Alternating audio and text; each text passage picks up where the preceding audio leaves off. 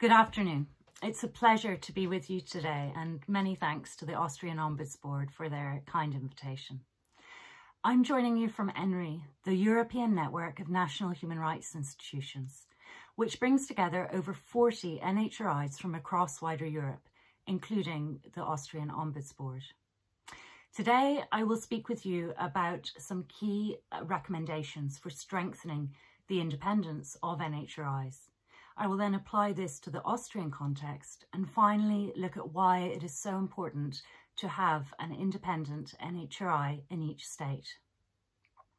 First, the 4 key recommendations or approaches for strengthening the independence of an NHRI are through legislation, practice, an enabling environment, and recognition. Each of these can be considered by reference to the UN Paris Principles, the international objective criteria against which all NHRIs are tested for their independence. So first, on legislation, this ensures the formal independence of an NHRI. Each NHRI must be established through primary legislation or the Constitution. The UN Paris Principles has several components which must be included in the founding legislation, such as a broad mandate to promote and protect all human rights. Also, an NHRI must have a stable mandate for its leadership or decision-making body, which includes a fixed term, an open and transparent appointment and selection process, and a clear dismissal procedure. It's also necessary that the NHRI does not receive any instruction from government and instead reports to Parliament, where its annual report is debated.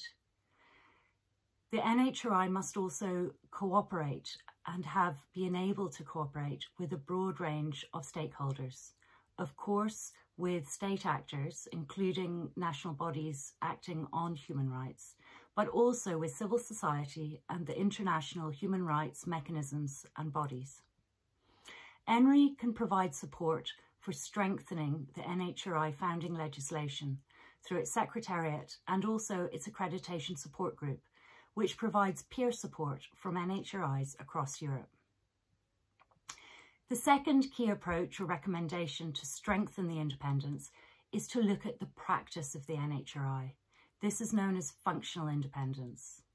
It is not enough to have the freedom to act on any human rights issue, but the NHRI must in practice address the key human rights issues arising by reference to objective criteria.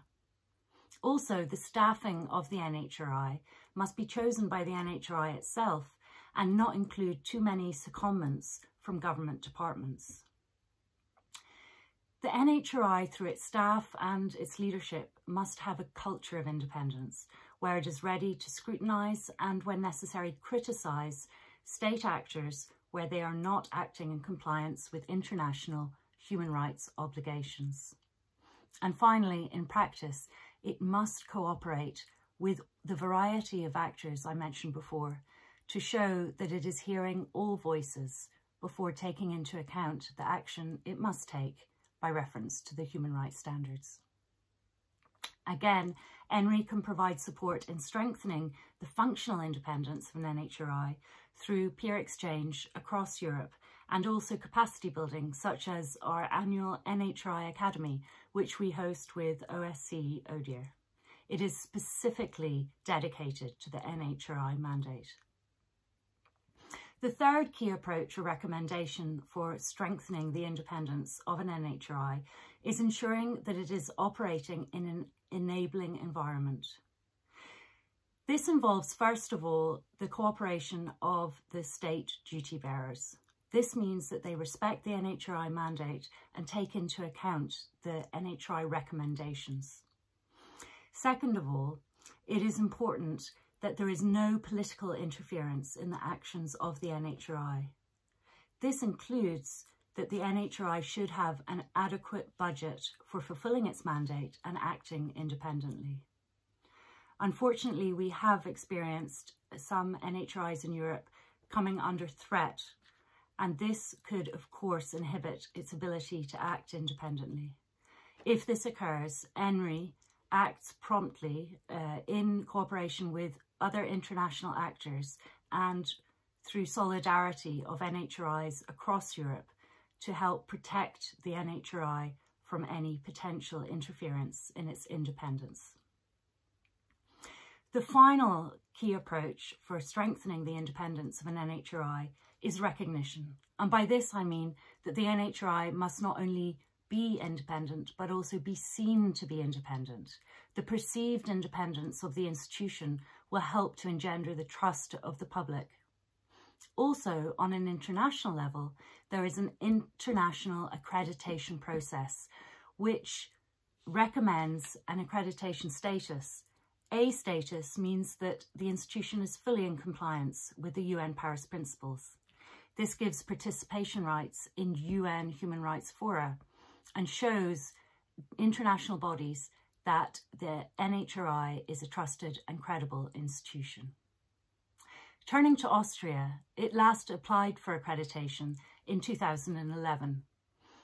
At that time, it was given a B status accreditation, meaning that it is partially in compliance with the UN Paris Principles. The three concerns raised were the broad mandate, the selection and appointment process, and cooperation with civil society. Now, 2011 is 10 years ago, and there have been many changes since that time. The broad human rights mandate is guaranteed in the Constitution. The Austrian Ombudsman Board has good practice of acting on human rights concerns. In addition, the selection and appointment process has been changed by requiring strong knowledge of human rights and the institution. And finally, the Austrian Ombudsman Board has set up a human rights advisory board in addition to various NGO fora to advise on human rights issues. Therefore, I encourage the Austrian Ombudsman Board to reapply for accreditation. It could now achieve A status, and if not, it will have up-to-date and clear recommendations for how to make any changes required in order to ensure the recognition of A status accreditation. But why is this important? Well, I'd like to give you three key reasons. First, it is an international human rights commitment. The UN, the Council of Europe, the EU and OSCE have all called for each state to have an A status NHRI. It is also a global indicator for the Sustainable Development Goal 16, and therefore on the international stage, it is incredibly important for Austria to have an A status NHRI. Second, a fully independent NHRI will ensure that all other human rights commitments are followed up. The NHRI advises on all international human rights obligations and so can help Austria to ensure that it is fulfilling its commitments. Third, an independent NHRI will help to ensure a country of human rights, democracy and rule of law. The EU has recognised in its annual Rule of Law report that an A status NHRI is an indicator of rule of law. It is also a safeguard of rule of law. And the Council of Europe has recognised that an independent NHRI can help to enable civil society space. And finally, an independent NHRI will help ensure that there is respect for human rights for each individual living in Austria. And this is all the more important in these challenging times with the COVID pandemic and challenges to human rights of all kinds, civil, political, economic, social and cultural. So I really look forward to working further with the Austrian Ombudsman Board to reapply for accreditation and to ensure that its strong reputation can be seen across the world and also within Austria to show how it is working independently for the promotion and protection of human rights. Thank you.